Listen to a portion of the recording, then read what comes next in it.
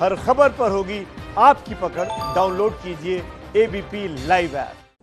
नमस्कार, ABP news पर आपका स्वागत है। आपके साथ मैं हूं आदर्श झा। कृषि बिल जो है वो आज राज्यसभा में पास हो गया, लेकिन जमकर राज्यसभा में हंगामा भी हुआ और राज्यसभा में ही डेरेक ओब्रायन ने कहा कि अगर मैंने रूल बुक फाड़ी है तो मुझे वो दिखा दिया जाए, क्योंकि मैंने ऐसा कुछ नहीं किया है। अगर मैंने बिल फाड़ा हो तो मैं इस्तीफा दे दूंगा। तृणमूल सांसद डेरेक ओब्रायन ने कहा है, उन्होंने दावा किया है कि संसद में जो बवाल हुआ था उसमें उन्होंने रूल बुक नहीं फाड़ी, बिल नहीं फाड़ा, और अगर ऐसा दिखा दे कोई तो मैं इस्तीफा दे दूंगा। ये दावा डेरेक ओब्रायन की तरफ से किया गया है। किसानों से संबंधित बिल राज्यसभा में भारी हंगामे के बीच पास हुए। हमारे साथ तृणमूल कांग्रेस के वरिष्ठ नेता, पार्टी के सांसद डेरेक ओब्रायन साहब हैं। डेरेक साहब, जिस तरह से बिल पास हुआ, विपक्ष कह रहा है लोकतंत्र पर हमला है, लेकिन आप लोग विरोध कर रहे थे, सरकार ने तो बिल पास करा लिया। क्या करूं? पार्लियामेंट में कुछ परंपरा है, पार्लियामेंट में कुछ रूल्स है। जब बिल पास करने के आगे कोई ऑपोजिशन सांसद आगे से लिख के देता है जो इस बिल में वोट होगा, ये मेरा हक है। हम एक रेजोल्यूशन लिख के दिया, लेकिन वो रेजोल्यूशन कैंसिल कर दिया, वोटिंग नहीं अलाउ किया। क्यों? ये क्यों किया? क्योंकि आज वोटिंग होने से बीजेपी हार जाता, क्योंकि बीजू जनता दल और केसीआर, टीआरएस पार्टी सब चाहते that these bills should go to a committee for improving the bill। कुछ ठीक ठाक है, इंप्रूव करने, दैट इज वाई ये हुआ। और ये सब घटना हुआ, एक दुख के दिन है। गणतंत्र के जो हत्या हुआ आज, ये सब बेसिक रूल्स है पार्लियामेंट में। 70 साल में कभी नहीं हुआ, कभी नहीं हुआ।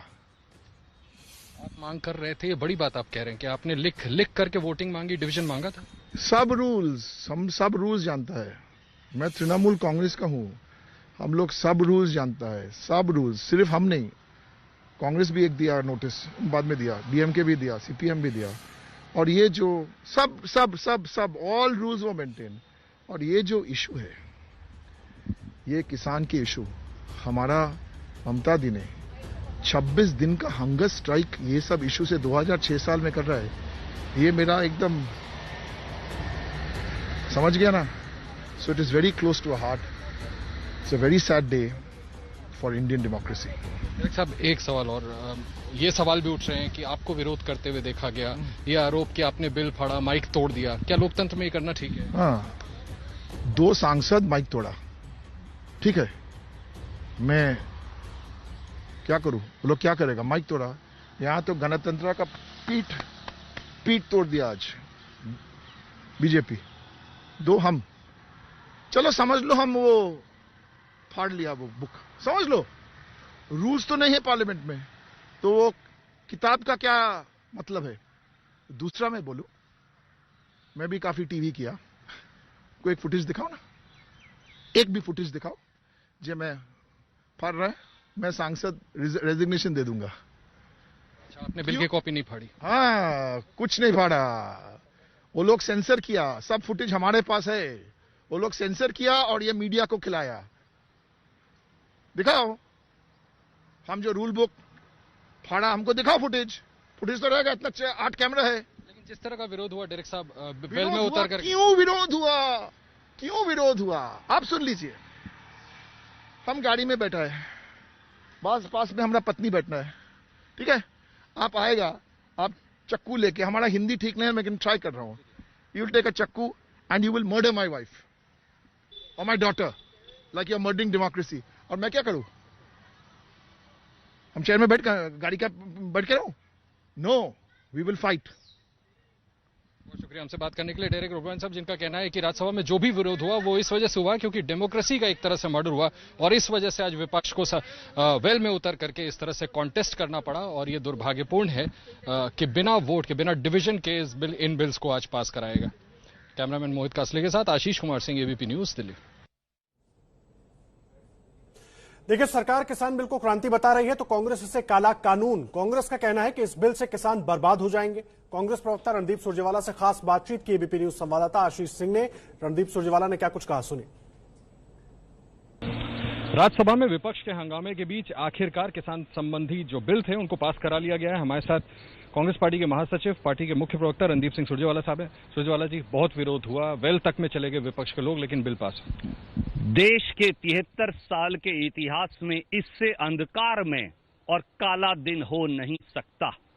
आज मोदी सरकार ने 62 करोड़ किसानों, खेत मजदूरों, छोटे दुकानदारों, मंडी मजदूरों, ट्रांसपोर्टरों की आजीविका, रोजी रोटी छीनी है। किसान उनको कभी माफ नहीं करेगा। जिस जबरन तरीके से, जिस प्रकार बाहुबली मोदी सरकार ने ये काले कानून पास किए हैं, वो क्या समझते हैं कि संसद में जबरन बहुमत के आधार पर काले कानून पास कर वो इसे लागू करवा पाएंगे? 62 करोड़ किसान जब खड़ा होगा तो इस सरकार को उखाड़ कर फेंक देगा। और मोदी जी झूठ पर झूठ बोले जा रहे हैं, नरेंद्र तोमर जी भी। वो कह रहे हैं एमएसपी देंगे। क्या मोदी जी देश को ये बताएंगे? हमारा पहला सवाल सीधा कि 15.5 करोड़ किसानों के खेत में आप एमएसपी कैसे देंगे? क्योंकि मंडी तो खत्म हो जाएंगी। एफसीआई तो 40,000 मंडी से फसल नहीं खरीद सकती, वो 15.5 करोड़ किसानों के खेत में कैसे जाएगी? और अगर कंपनियों ने सस्ते रेट पे किसान की फसल खरीदी तो एमएसपी की गारंटी क्या है? आपने कानून में एमएसपी क्यों नहीं लिखा? दूसरा, आप कह रहे हैं कहीं भी फसल बेच सकते हैं। इससे बड़ी झूठ क्या हो सकती है? लेकिन ज्यादातर विपक्ष की पार्टियां फिर आपके साथ क्यों नहीं थी सर? नंबर्स तो एनडीए के पास नहीं थे, फिर भी बिल पास हो जाए। आदरणीय मित्र, सत्ता की लोलुपता एक हो सकती है, मजबूरियां एक और बात हो सकती हैं, परंतु ये कांग्रेस और भाजपा का विषय नहीं। ये देश में किसान की आजीविका और देश में किसान के विरोध में जो ताकतें खड़ी हैं, ये उनकी लड़ाई है। कौरव भारतीय जनता पार्टी है, पांडव किसान है। कांग्रेस किसान रूपी पांडव के साथ खड़ी है। महाभारत की बिसात बिछ गई है। संदीप जी, हाउस के अंदर जो हमने दृश्य देखा, विपक्ष वेल में आ जाता है, चेयरमैन का माइक तोड़ दिया जाता है, डेरेक ओब्रायन जाके बिल के पेपर छीन करके फाड़ देते हैं, ये कौन सा रवैया है? जब जुल्म और पानी नाक से ऊपर हो जाए तो फिर आवाज उठाने के बगैर कोई और चारा बच नहीं जाता। जब हत्या हो रही हो किसान की रोजी रोटी की, मजदूर की रोजी रोटी की, हमारे अनुसूचित जाति और पिछड़े वर्गों के भाइयों की, तो क्या चुप रहें? तो क्या शीशे के पीछे बैठे रहें? क्या अपनी आवाज उठाकर उनकी पीड़ा और वेदना को उजागर भी ना करें? विपक्ष की आपत्ति को सरकार बेबुनियाद बता रही है। कृषि मंत्री नरेंद्र तोमर का कहना है कि इस कानून की वजह से किसानों को बिचौलियों से आजादी मिल गई। कृषि मंत्री नरेंद्र सिंह तोमर हमारे साथ हैं। सर, बहुत सारे विरोध हो रहे थे, उसके बावजूद सरकार की जीत हुई है।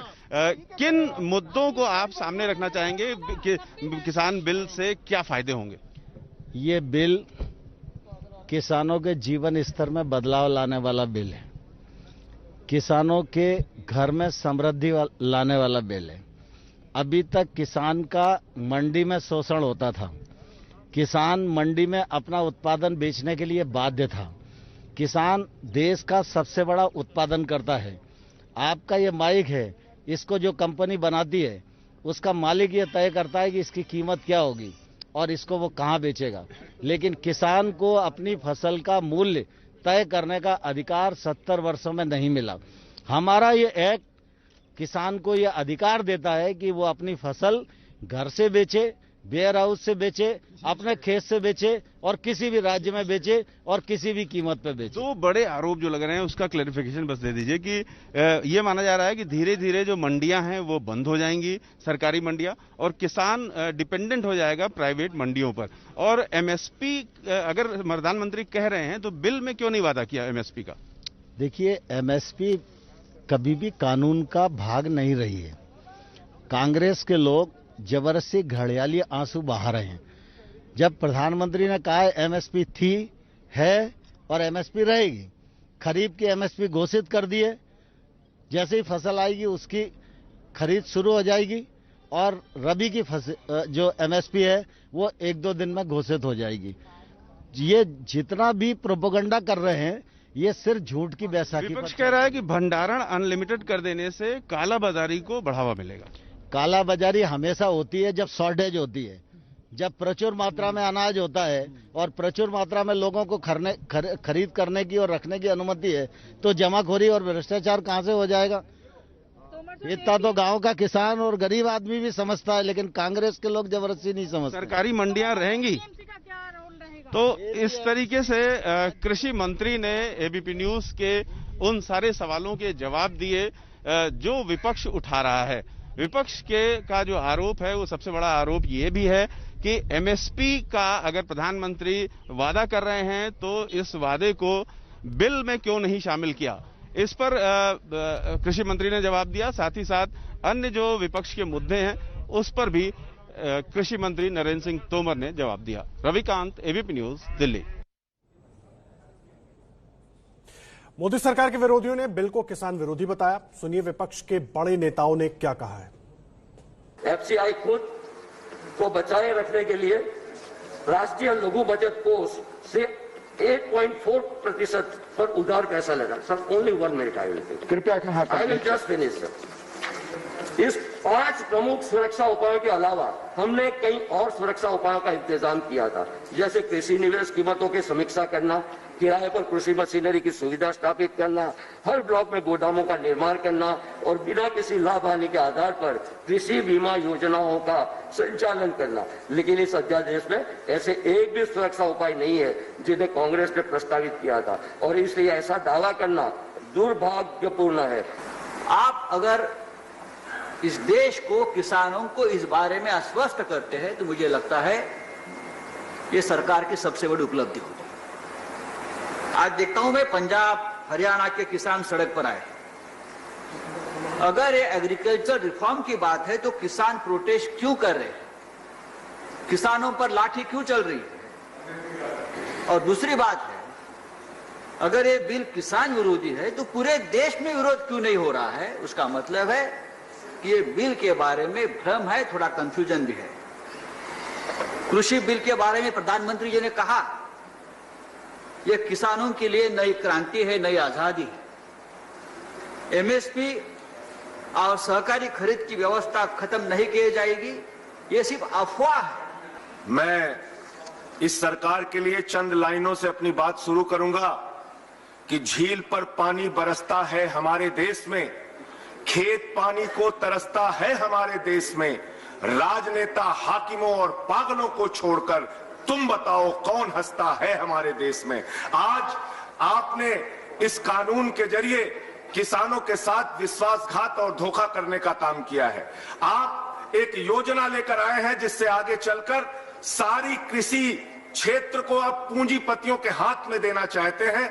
मैं इसलिए आम आदमी पार्टी की ओर से इस बिल का विरोध करता हूं मान्यवर, और ये किसानों के लिए एक काला कानून है।